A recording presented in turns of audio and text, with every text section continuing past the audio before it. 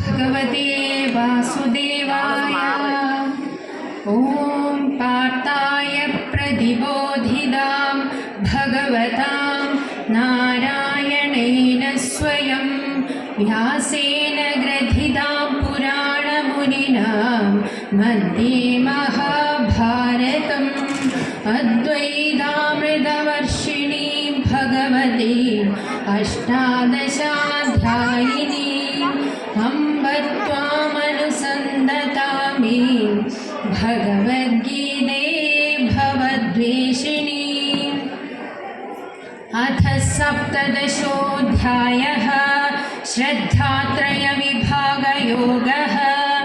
अर्जुन उवाच ये शास्त्रविधिमुत्सृज्य यजन्ते श्रद्धयान्विता तेषाम् इष्टास्तु का कृष्ण सत्त्वमाहोरजस्तमः। श्रीभगवानुवाच त्रिविधा भवति श्रद्धा देहिनां सा स्वभावजा सात्विकी राजसी चैव तामसी चेदितां शृणु। सत्त्वानुरूपा सर्वस्य श्रद्धा भवति भारत। श्रद्धामयोऽयं पुरुषो यो यच्छ्रद्धः स एव सः।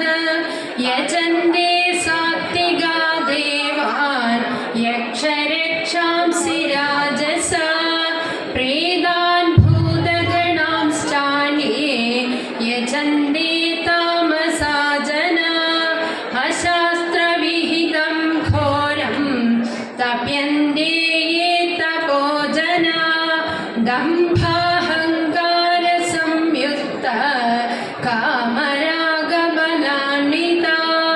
ॐ तत्सत् इति श्रीमद्भगवद्गीतासु उपनिषत्सु ब्रह्मविद्यायां योगशास्त्रे श्रीकृष्णार्जुनसंवादे श्रद्धात्रयविभागयोगो नाम सप्तदशो